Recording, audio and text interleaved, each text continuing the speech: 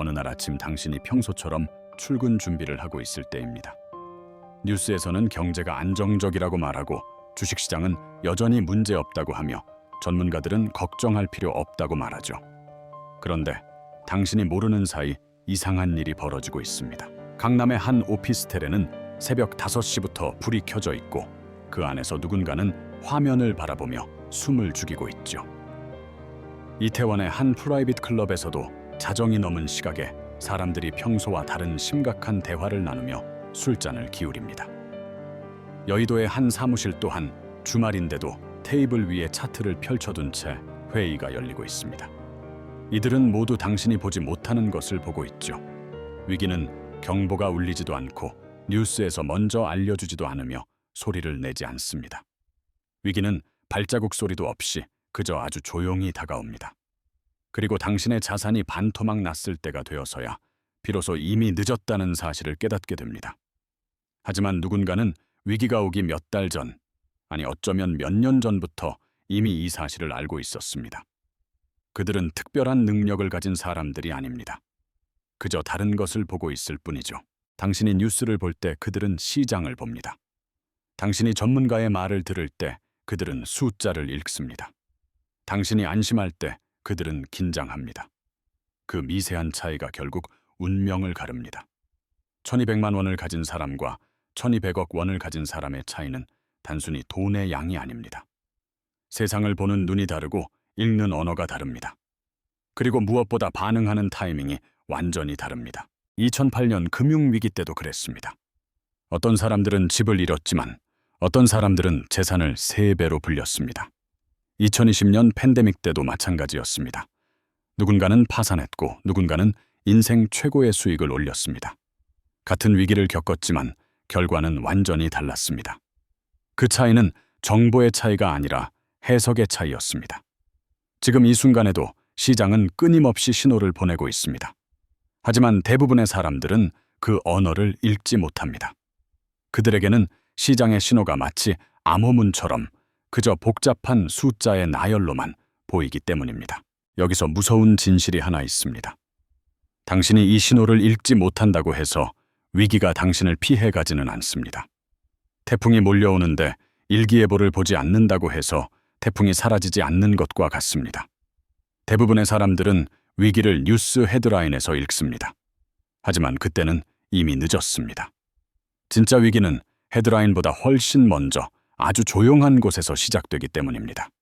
마치 지진이 일어나기 전과 같습니다. 표면은 평온해 보이고 새들은 지저귀지만 지하 5km 아래에서는 거대한 안반이 비명을 지르며 삐걱거리고 있습니다. 부자들이 보는 것은 바로 이 지하의 움직임입니다. 2008년 리먼 브라더스 사태 직전을 떠올려 보십시오. 세상은 평화로웠고 아파트값은 끝없이 오를 것만 같았습니다. 하지만 그 시점에 이미 지하에서는 빨간 경고등이 켜져 있었습니다. 바로 회사차의 스프레드와 단기 금리의 발작이었습니다. 용어가 어렵게 들리지만 원리는 아주 간단합니다. 회사채 스프레드는 쉽게 말해 국가가 보증하는 안전한 채권과 부도 위험이 있는 기업 채권 사이의 금리 차이입니다. 평소에는 이 차이가 일정합니다. 하지만 투자자들이 저 기업 망할 것 같은데? 라고 의심하는 순간 기업 채권 금리가 치솟으며 이 격차가 급격히 벌어집니다. 즉, 이 숫자가 커진다는 것은 시장에 공포가 번지고 있다는 가장 확실한 증거입니다. 당위 금리도 마찬가지입니다. 이것은 은행들끼리 급전을 빌리는 금리입니다. 은행이 서로를 믿지 못해 돈을 빌려주지 않으려 하면 이 금리가 발작하듯 튀어오릅니다. 우리 몸으로 치면 혈관이 막혀 피가 돌지 않는 돈맥 경화 상태가 되는 것입니다. 부자들은 매일 아침 이 수치들을 체크합니다. 그리고 남들이 경제가 튼튼하다며 웃고 있을 때 조용히 주식을 팔고 현금을 확보합니다. 몇 달 뒤 뉴스가 패닉에 빠지고 사람들이 헐값에 집을 내놓을 때 그들은 확보해둔 현금으로 유유히 자산을 사들입니다. 이 차이를 만드는 것이 바로 지표, 즉 시그널입니다. 시장에는 수천 가지 지표가 있지만 모든 것을 볼 필요는 없습니다. 의사가 환자의 상태를 살필 때 천, 혈압, 맥박 같은 바이탈 사인만 체크하듯 우리도 경제의 생사를 결정짓는 핵심 지표만 보면 됩니다. 지금부터 그 핵심을 공개합니다. 부자들이 새벽에 일어나 가장 먼저 확인하는 위기를 알리는 3가지 결정적 신호입니다. 첫 번째 신호는 채권 시장에서 감지됩니다. 대부분의 사람들은 뉴스에 나오는 코스피 지수가 빨간색인지 파란색인지만 확인합니다. 하지만 진짜 큰 돈을 굴리는 부자들은 주식시장이 아닌 채권 시장을 가장 먼저 확인합니다. 이유는 단순합니다. 주식시장이 개미들의 전쟁터라면 채권 시장은 연기금이나 중앙은행 같은 거대한 고래들이 노는 물이기 때문입니다. 수십조 원을 움직이는 이 스마트 머니들은 경제의 미래를 가장 정직하게 반영합니다. 채권 시장에서 부자들이 가장 먼저 확인하는 것은 장단기 금리 차이입니다. 용어가 어렵게 느껴질 수 있지만 원리는 아주 상식적입니다. 돈을 빌려주는 상황을 상상해 보십시오. 친구가 돈을 빌려달라고 합니다. 1년 뒤에 갚는 것과 10년 뒤에 갚는 것 중 어느 쪽이 더 불안합니까? 당연히 10년 뒤입니다. 10년 동안 친구가 망할 수도 있고 돈을 떼일 수도 있기 때문입니다. 그래서 기간이 길수록 이자를 더 많이 받는 것이 정상입니다. 이것을 전문 용어로 장단기 금리의 정상적 형태라고 부릅니다. 그런데 경제 위기가 다가오면 이 상식이 뒤집힙니다. 1년짜리 금리가 10년짜리 금리보다 더 비싸지는 기이한 현상이 발생합니다. 이것을 금리 역전이라고 합니다. 단기 금리가 높다는 것은 당장 돈이 급해 은행들이 금리를 올린다는 뜻이고, 장기 금리가 낮다는 것은 10년 뒤 경제가 지금보다 훨씬 안 좋아질 것이라고 시장이 예측한다는 뜻입니다. 역사는 거짓말을 하지 않습니다. 지난 50년간 미국에서 이 금리 역전 현상이 나타나면 어김없이 1년에서 2년 안에 경기 침체가 찾아왔습니다. 2008년 금융위기 때도 그랬고 2020년 팬데믹 직전에도 정확히 경고등이 켜졌습니다. 그런데 여기서 2025년 12월 현재 한국 경제에 소름 돋는 진실이 드러납니다. 지금 한국 시장에서는 이 금리 역전 현상이 나타나지 않았습니다. 장기 금리가 단기 금리보다 높은 지극히 정상적인 모습을 보이고 있습니다. 그렇다면 한국 경제는 안전한 것일까요? 전문가들은 금리 역전이 없으니 안심하라고 말합니다. 하지만 부자들은 바로 이 지점에서 등골이 서늘해지는 공포를 느낍니다. 미국은 금리가 역전되었다가 풀리면서 이제 롤러코스터가 내려간다고 경고라도 해주지만 한국은 경고음조차 울리지 않고 있기 때문입니다. 이것은 안전해서가 아닙니다. 한국 경제의 기초 체력이 너무나 약해졌기 때문입니다. 장기 금리가 오르려면 앞으로 우리 경제가 성장할 거야라는 기대감이 있어야 합니다. 하지만 시장은 한국의 미래를 암울하게 보고 있습니다. 성장할 힘이 없으니 장기 금리가 위로 솟구치지 못하고 바닥을 기고 있는 것입니다. 이제 2025년도 다 지나갔습니다. 한국의 경제 성장률은 최근 1% 전후의 낮은 수준이 반복되고 있으며 성장 둔화에 대한 우려가 지속되고 있습니다. 더 무서운 것은 내년인 2026년의 전망조차 보이지 않는다는 사실입니다. 사실상 성장이 멈춘 식물 경제 상태입니다. 미국 경제가 고열에 시달리다 식어가는 과정이라면 지금 한국 경제는 서서히 천이 떨어지는 저천증에 걸린 것과 같습니다. 부자들은 이 조용한 침묵을 가장 큰 경고로 받아들입니다. 화재 경보기가 울리지 않는다고 해서 불이 나지 않은 것이 아닙니다. 경보기의 배터리마저 다 닳아버려 소리조차 내지 못하는 상황인 것입니다. 그래서 그들은 지금 그 어느 때보다 빠르게 움직이고 있습니다. 성장성이 약해진 국내 자산 비중을 조정하고 달러와 미국 국채 같은 성장하는 곳으로 자본을 옮깁니다. 이것은 비단 한국 부자들만의 이야기가 아닙니다. 눈치 빠른 외국인 투자자들은 이미 짐을 싸서 떠나고 있습니다. 주가가 아직 버티고 있을 때, 그리고 환율이 더 폭등하기 전에 미리 탈출구를 확보하려는 것입니다. 이것이 바로 부자들이 채권 시장을 가장 먼저 확인하는 진짜 이유입니다. 그들은 단순히 금리 역전이라는 공식 하나만 대입하지 않습니다. 역전조차 일어나지 못할 만큼 차갑게 식어버린 시장의 온도를 통해 한국 경제의 바닥난 체력을 정확하게 꿰뚫어 본 것입니다. 두 번째 신호는 자본의 이동입니다. 앞서 채권 시장이 한국 경제의 체력이 바닥났음을 알리는 경고였다면 이번 신호는 그 결과로 인해 실제로 돈이 빠져나가는 현상을 보여줍니다. 부자들은 돈을 생물처럼 다룹니다. 돈은 아주 예민하고 겁이 많습니다. 그래서 언제나 더 안전하고 더 수익이 높은 곳으로 끊임없이 이동합니다. 이것은 마치 물이 높은 곳에서 낮은 곳으로 흐르는 이치와 같습니다. 평상시에 돈은 성장하는 나라로 흐릅니다. 미국이나 유럽처럼 이미 다 자란 선진국보다는 앞으로 무럭무럭 자라날 중국이나 인도, 그리고 베트남 같은 신흥국으로 돈이 몰립니다. 성장률이 높아야 이자도 많이 주고 주가도 많이 오르기 때문입니다. 과거의 한국도 그런 매력적인 투자처 중 하나였습니다. 하지만 위기의 냄새가 나기 시작하면 이 흐름은 순식간에 역전됩니다. 돈은 겁을 먹고 가장 안전한 집으로 도망치기 시작합니다. 여기서 안전한 집이란 바로 기축통화국인 미국을 말합니다. 신흥국에 투자했던 자금을 닥치는 대로 회수해서 미국 국채나 달러 같은 안전자산으로 숨어버리는 것입니다. 우리는 이 거대한 흐름을 어떻게 눈치챌 수 있을까요? 복잡한 차트를 볼 필요가 없습니다. 바로 환율과 외국인 매매 동향이라는 두 가지 발자국만 확인하면 됩니다. 먼저 외국인 투자자들의 움직임입니다. 한국 주식시장의 심장인 삼성전자를 외국인들이 어떻게 다루는지 보십시오. 그들은 이미 지난 2024년 가을 삼성전자를 무려 33거래일 연속으로 팔아치우는 역대 최장기 순매도 기록을 세웠습니다. 단 한 달여 만에 약 12조 5천억 원이라는 천문학적인 돈이 공중으로 증발했습니다. 이것은 단순한 차익 실현이 아닙니다. 한국이라는 배에서 탈출하고 있다는 강력한 엑소더스 신호입니다. 외국인들은 정보력이 빠릅니다.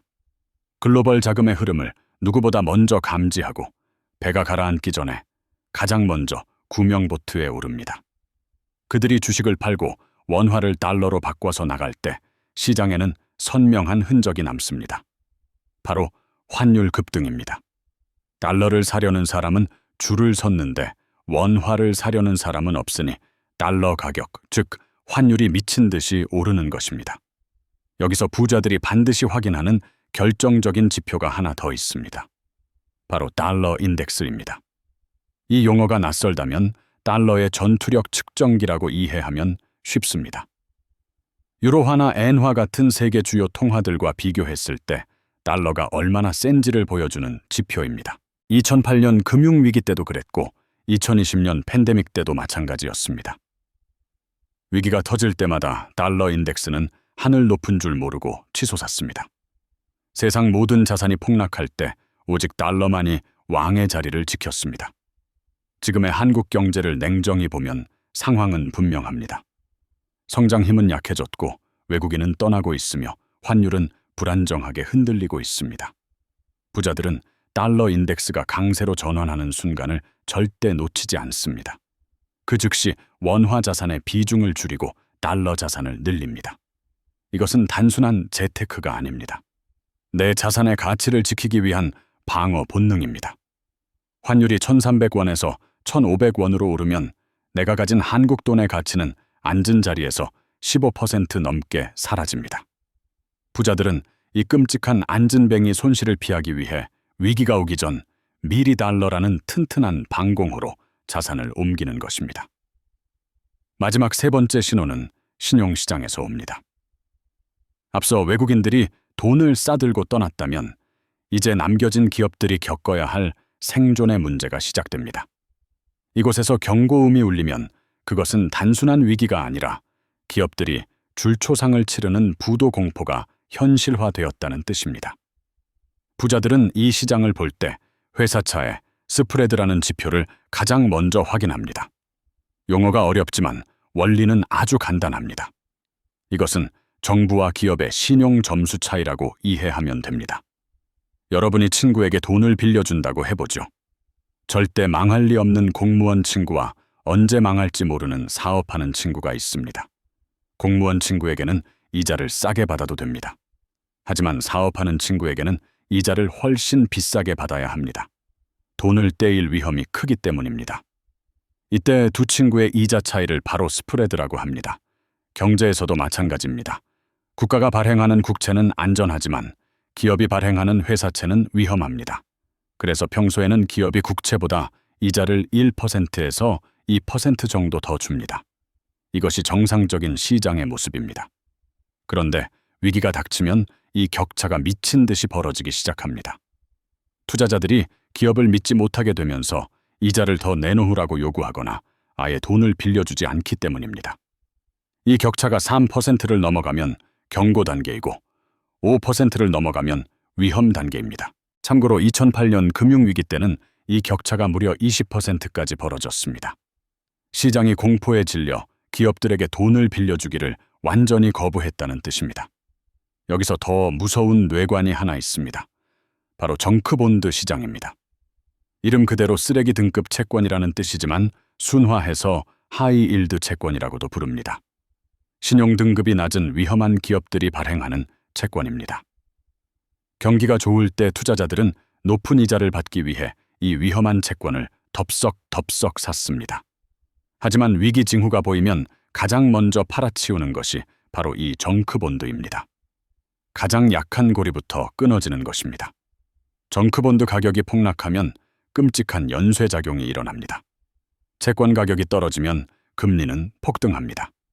가뜩이나 돈 없는 기업들이 감당할 수 없는 이자 폭탄을 맞게 됩니다. 이자를 못 내면 부도가 나고 한 기업이 무너지면 돈을 빌려준 다른 기업들까지 줄줄이 쓰러지는 연쇄 부도가 시작됩니다. 부자들은 이 하이힐드 채권 가격이 춤을 추기 시작하면 뒤도 돌아보지 않고 방어 태세에 들어갑니다. 가장 약한 기업이 쓰러졌다는 건 곧 튼튼한 기업도 위험해진다는 신호이기 때문입니다.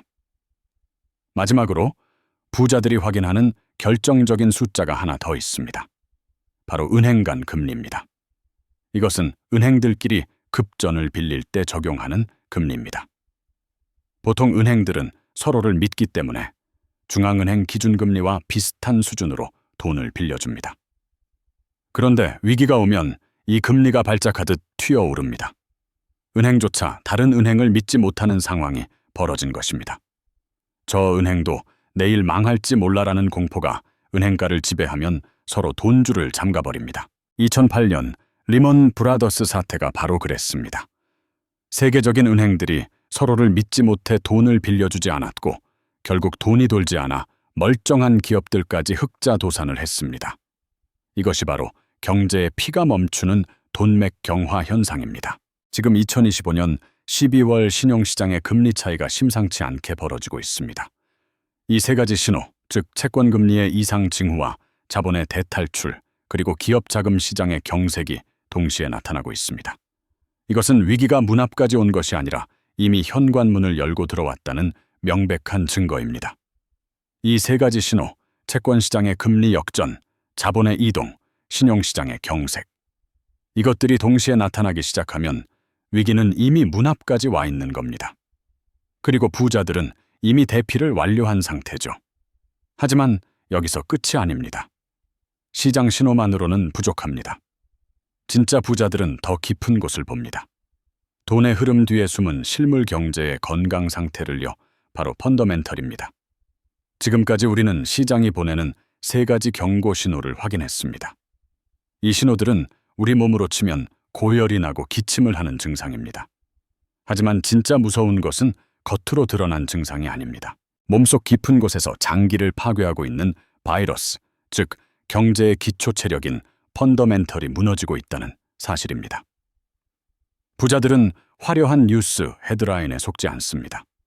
주가지수가 사상 최고치를 찍었다고 해서 환호하지 않고 부동산 가격이 올랐다고 해서 안심하지 않습니다.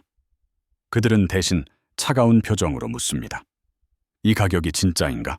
아니면 거품인가? 그들이 펀더멘털을 확인할 때 가장 먼저 뜯어보는 것은 기업 실적의 민낯입니다. 많은 사람들이 삼성전자 매출이 늘었대, 현대차 이익이 좋대 라며 뉴스만 보고 좋아합니다. 하지만 부자들은 그 실적의 속살을 들여다봅니다. 매출이 20% 늘었다고 가정해봅시다. 겉보기에는 훌륭합니다. 하지만 자세히 보니 원자재 가격이 30% 올라서 남는 돈은 오히려 줄어들었습니다. 이것은 헛똑똑이 장사를 한 것입니다. 더 최악인 경우도 있습니다.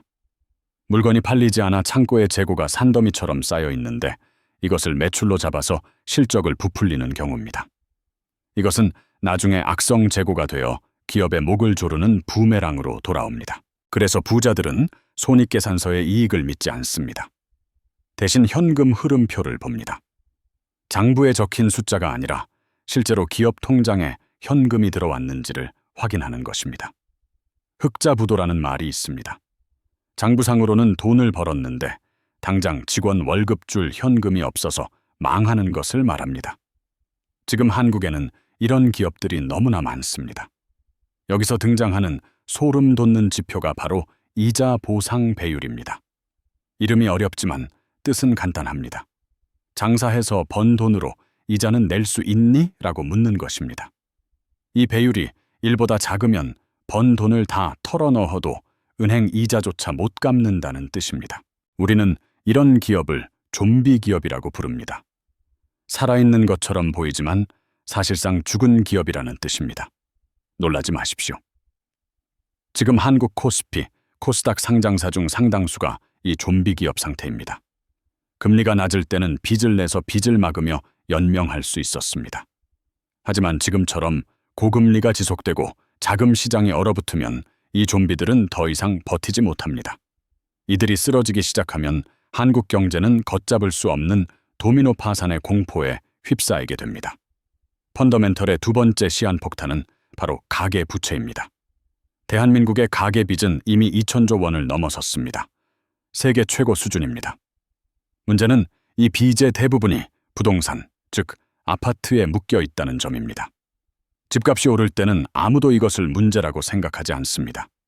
집값이 왜 억 올랐는데 빚 3억이 무슨 대수야 라고 생각합니다.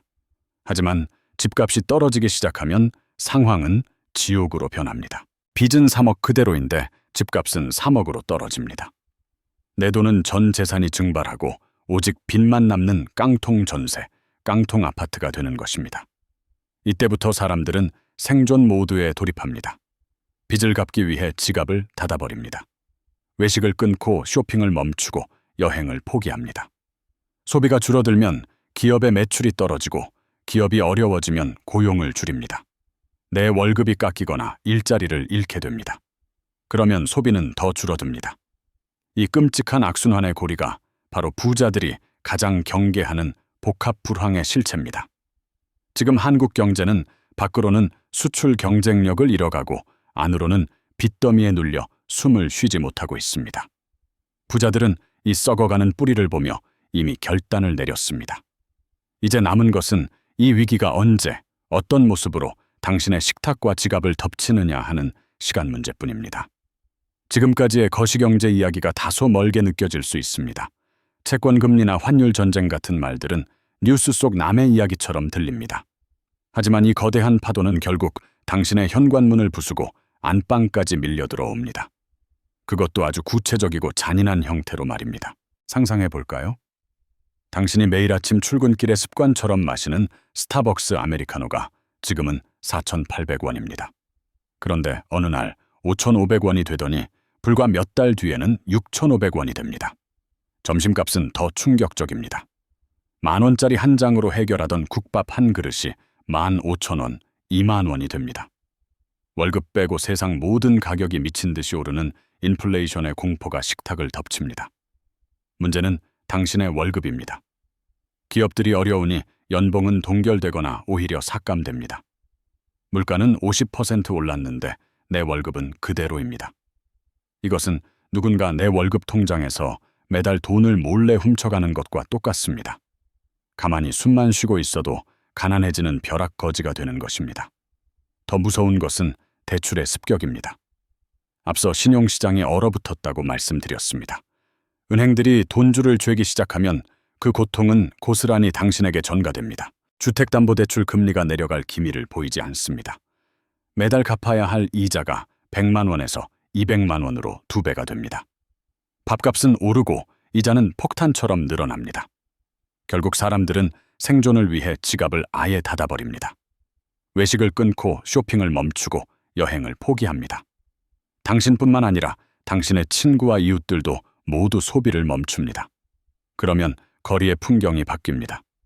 단골 식당과 카페에 손님이 끊깁니다. 임대료와 재료비는 올랐는데 매출이 반토막 난 자영업자들은 버티지 못하고 줄줄이 문을 닫습니다. 동네 곳곳에 임대문이라는 종이가 나붙기 시작합니다. 이 충격은 다시 당신의 일자리로 돌아옵니다. 소비가 없으니 기업은 물건을 못 팔고 결국 구조조정을 시작합니다. 내 월급이 깎이거나 책상을 빼야 하는 상황이 옵니다. 소득은 줄고 물가는 오르고 빚독촉은 심해지는 진정한 복합 불황이 시작되는 것입니다. 부자들은 이미 이 시나리오를 읽고 준비를 마쳤습니다.